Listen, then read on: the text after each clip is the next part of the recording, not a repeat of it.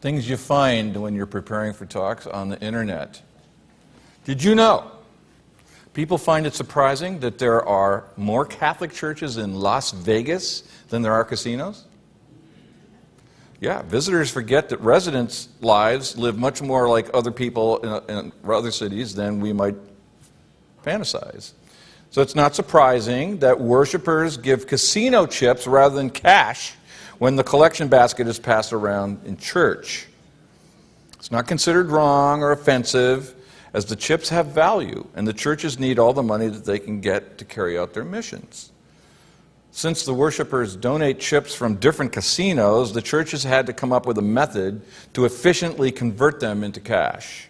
So they forged an agreement, this is all true, with the local Franciscan monastery to consolidate the chips, make an accurate accounting of the amounts from each church, and cash them in at the various casinos.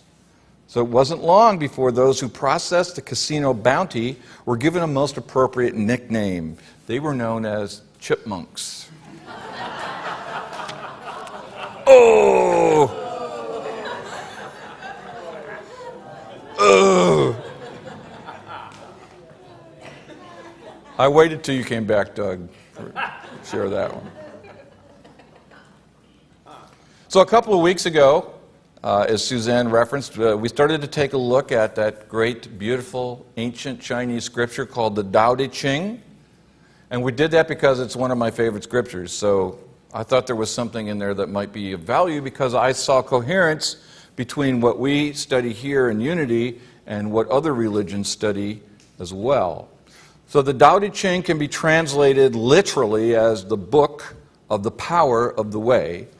But in colloquial English, I think we should call it, as Dorothy Pearson would have, being in the flow of I don't know, but God does. So Tao Te Ching means being in the flow of I don't know, but God does.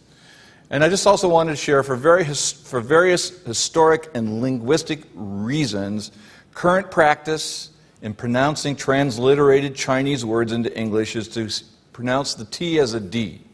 So that's why we say Tao Te Ching rather than Tao Te Ching. Don't ask me why, that's just the way it's done.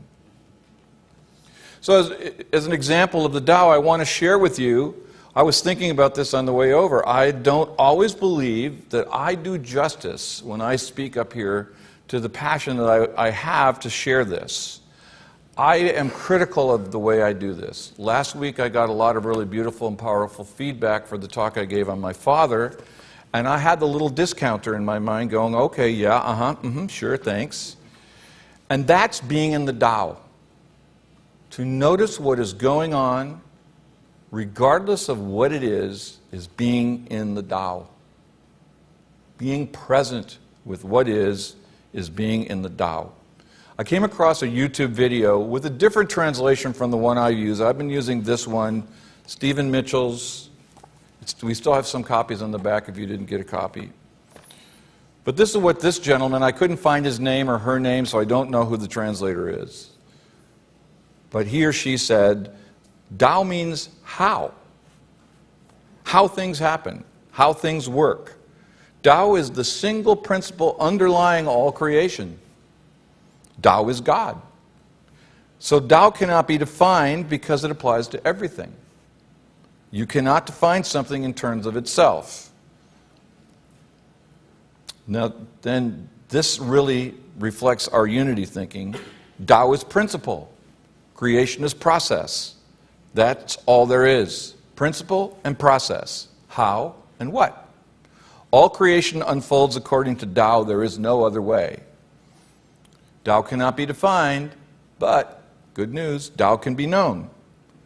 The method for knowing the Tao is meditation, or being aware of what is happening. To become aware of what is happening, we must pay attention with an open mind. The method of meditation works because principle and process are inseparable, or as we would say, principle and process are one. All process reveals underlying principle. You can know Tao, you can know God. The way we're going to know Tao today is we're going to go to the Tao machine, which is each of us. So in our tradition here at Capital City Unity, we just did. We practiced guided meditation. in our Sunday service, and that has power and place. But the meditation we're speaking of in flowing with the Tao is the meditation of silence.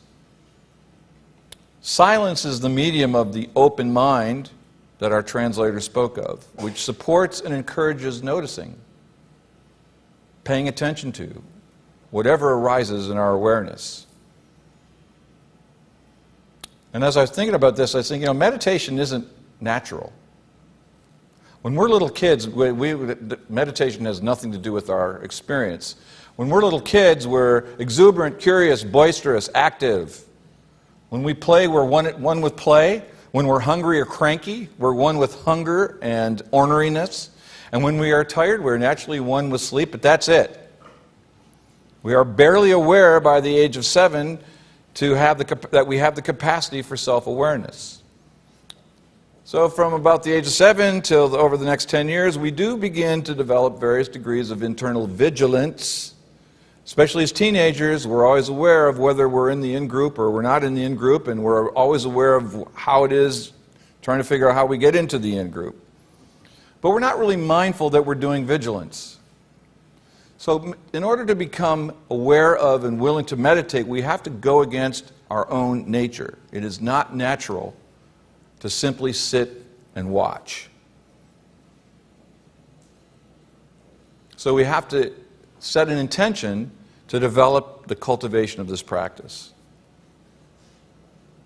And as always the case with the activity of spiritual realization, we are, in effect, we talked about this several months ago, reprogramming our brains and minds so that we can generate new awareness and then increase our comfort with this new awareness. Awareness thrives in the silence, for in the silence there is nothing to distract our attention. For those of us who, when we first started to practice this, was probably not true, because I remember sitting down in silence, and within 3 nanoseconds, I was already distracted, uncomfortable, unhappy, angry, because I couldn't quiet my mind. I couldn't be in silence. I was immediately encountering distractions. So what's wrong with that in meditation? What's wrong with distraction? Well, let's find out. Let's take 60 seconds for a little practice ourselves. So here's what I'd like us to do. I'd like us to come into the silence as best we can. Some of us are veteran meditators and we can move right into the silence, and some of us have never done it before. It doesn't matter. What I'd like us to do is to get into the silence and then watch the distractions that arise and count them. And you can use your fingers as the distraction arises. You can just do that. What I'd like us to do is count the distractions. Can we do that? All right, let me reset this. I apologize. I didn't do this ahead of time. 60 seconds, go into the silence, watch distractions arise, and count them. We'll see if there's a prize for the most distractions. All right, begin.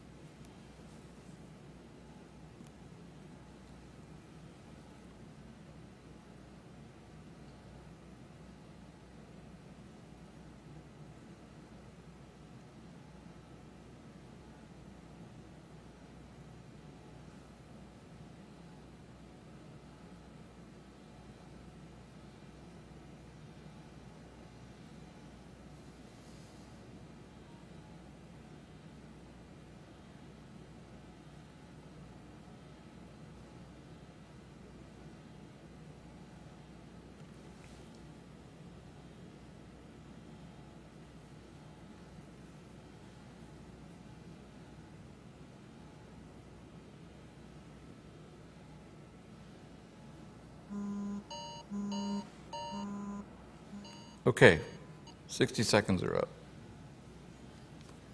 So let me see hands. How many people counted at least 5 distractions? 10? 15? Or more? Okay, awesome. There was no right answer. There was no wrong answer. The good news is that we noticed. Whatever it was, whatever the distractions were, how many times they came, doesn't matter. We entered into the silence, and in the silence we noticed the stuff that was happening in our awareness. This is the entry point to Tao. This is the entry point to Christ consciousness. Noticing. Without worrying about judging the quality, the content of the noticing, it's the noticing. How many people remember the movie The Truman Show? Jim Carrey? 20 years ago, that's how old this movie, 20 years ago. So those of you who don't remember or don't know the story, the movie, Jim Carrey plays Truman Burbank. This poor kid is born on the set of a reality TV show, and he's the story, and people all around the world are watching him, and he has no idea that he lives on a ginormous TV set called Sea Haven, Florida, and people are watching 24/7 what's going on. There's a ginormous dome over this set, so he doesn't have any clue that he isn't living in that he's living in a contained environment. This dome creates the night and day. They've got lighting up there. It also contains the artificial weather environment that they create. There's cameras and microphones scattered all over town, and everybody who's living in the town is a member of the not crew, the cast, thank you, member of the cast, except for Truman, who's a member of the cast, but he never signed a contract for that. So he's living this life. He thinks he's in he's in the regular old world. But after 30 years, stuff starts to happen.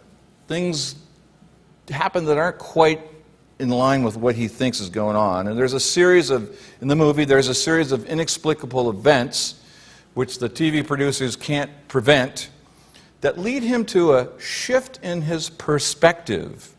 He starts to suspect that the reality he's been believing in his whole life may not be the real reality. He is not being presented with the whole story. It's like what it says in the opening line of the Tao that can be told is not the eternal Tao. This guy's story that can be told may not be the real story. So remember what happens? He finally decides he's going to test this hypothesis that something else is going on. He jumps into a boat and he sails out into what he thinks is the ocean, away from Sea Haven, and he wants to discover the contours of this reality that he is suspecting that he's in, this artificial environment. So he keeps going out.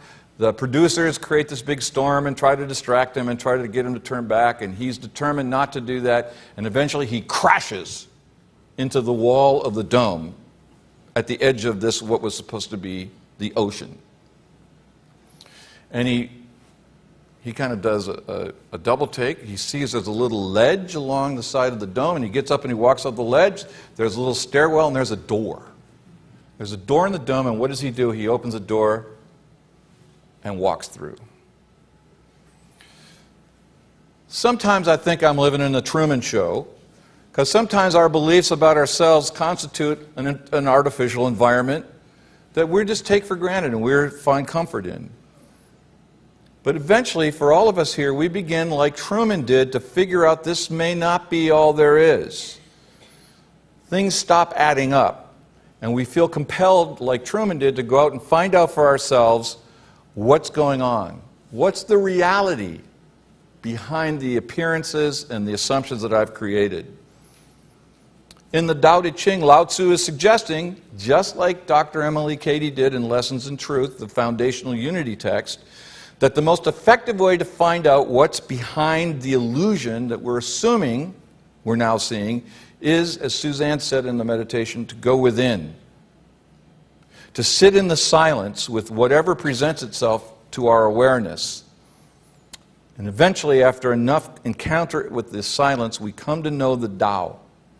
We come to know God because we come to realize this is all there is. Meditation works because, as both Lao Tzu and Emily Cady tell us, silence is our home base. Not only is the silence always present and available, It's permanently waiting for us and welcomes us with quiet approval whenever we remember to pause with our distractions, with our assumption about our artificial environment, and return to it. This is what Lao Tzu says. The Tao is like a bellows. It is empty, yet infinitely capable. The more you use it, the more it produces. The more you talk of it, the less you understand. So let's go try another meditation experience. Let's test this out for ourselves. This time, we're going to enter into the silence with this assignment. I want us to find, like Truman did, the edge of our awareness. I want us to sit in silence for 60 seconds and see how much of the silence we can use up to find out the end of the silence. Where does the silence end? What's on the other side of silence? Any questions? Okay. Confused. What? Confused. Okay, so you have a question. Just go into the silence and see if you can find the end of it. See if there's any end to it. It's an inquiry. All right? Let's try it.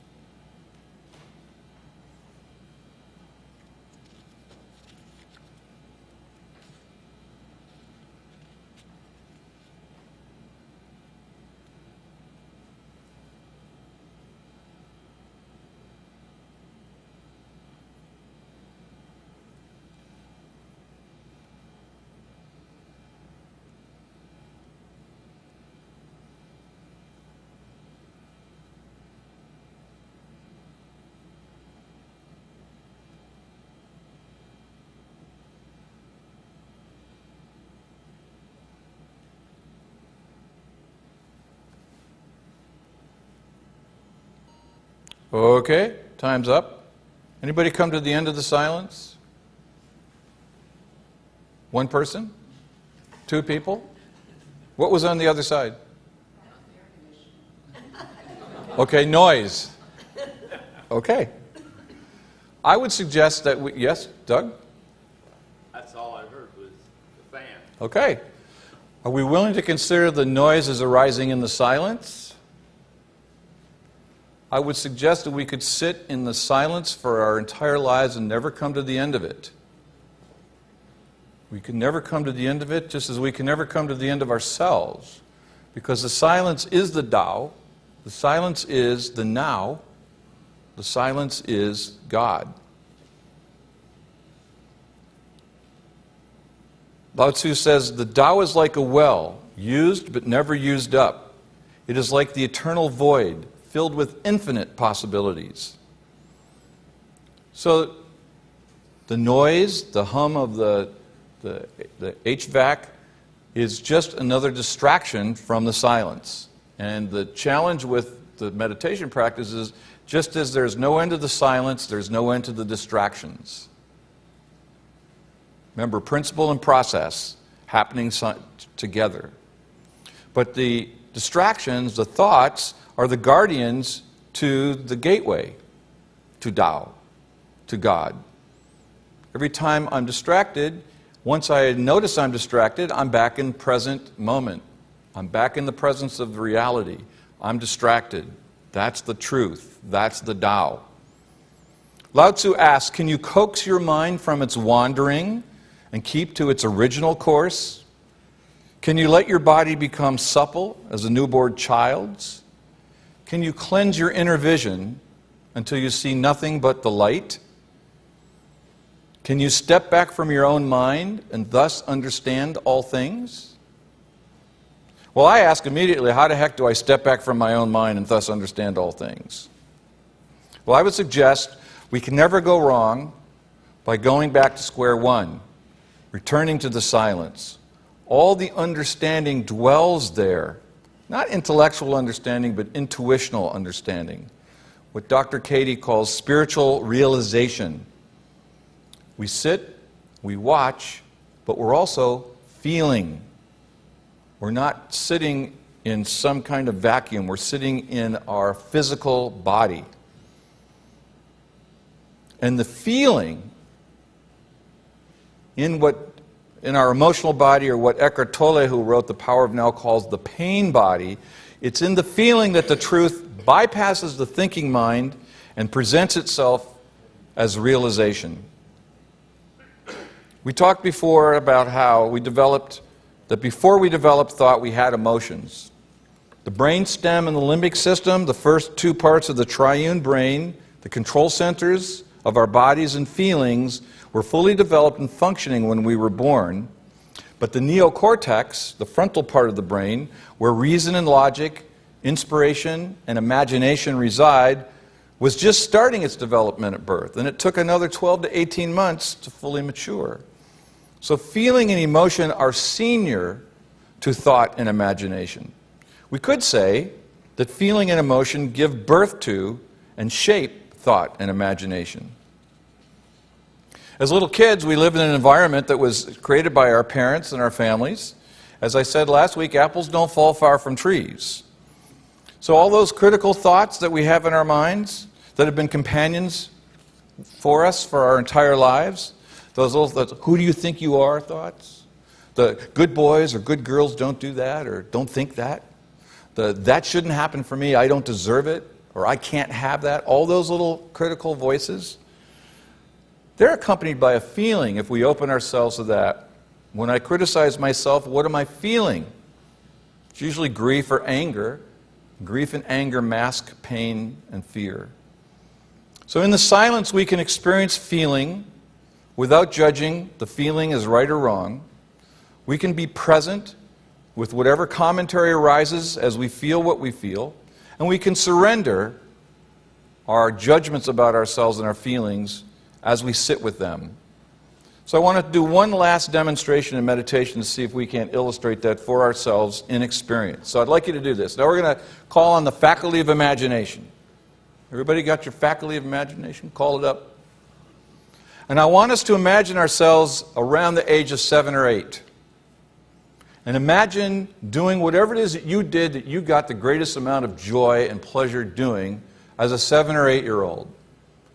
Whether it was running around, it was playing dolls, it was playing make-believe in a little kitchen, it's playing soccer, baseball, whatever it is, I'd like you to imagine that thing that you did that you got the most fun and pleasure out of when you were 7 or 8. Take a second to do that, please.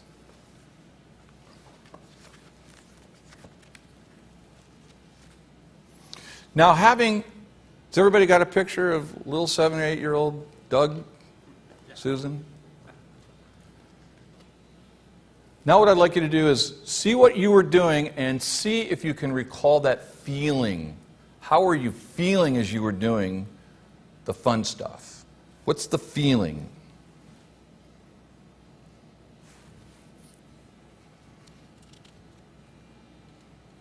And now remembering this experience, what I'd like you to do is be the adult now and take a look at that little kid. Take a look at that little kid and what she or he was feeling. And what I'd like you to do for the next 60 seconds is stay there in awareness of taking a look at that little kid and how you feel, looking at yourself, enjoying your life, doing what you love to do, and that part many, many years ago. Let's see what feeling arises as we look at her or him. Start.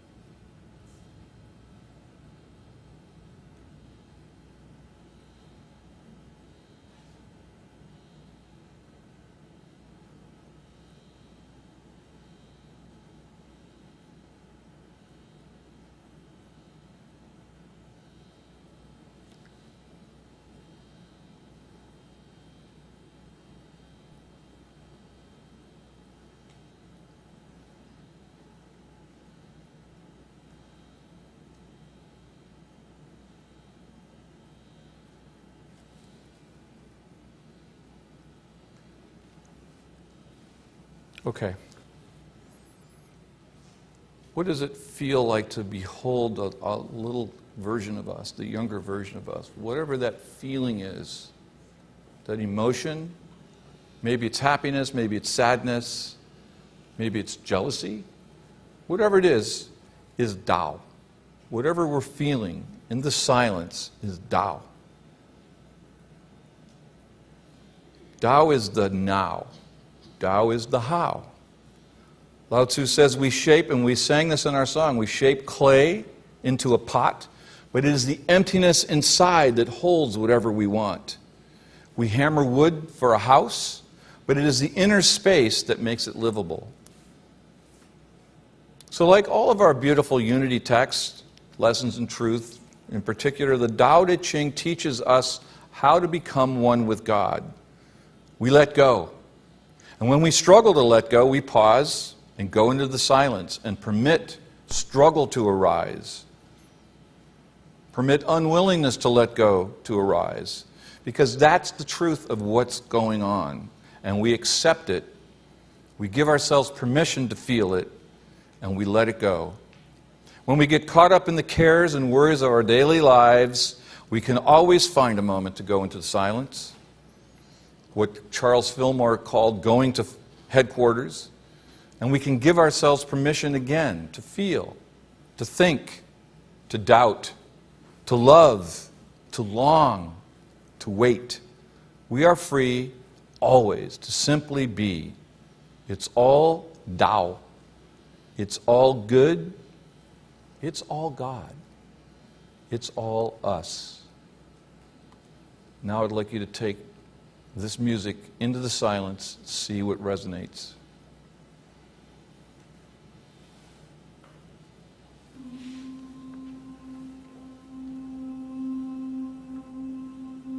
When peace like a river attendeth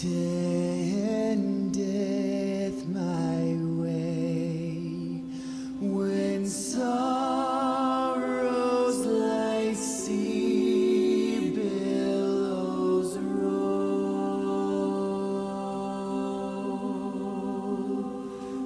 whatever my lot, thou hast taught me to say.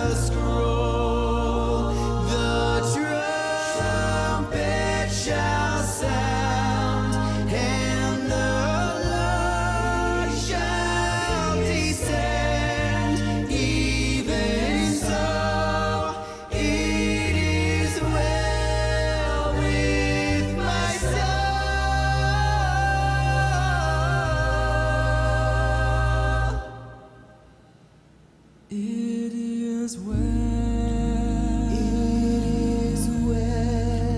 with my soul. With my soul, it is well. It is well with my soul. With my soul, it is well. It is well with my soul.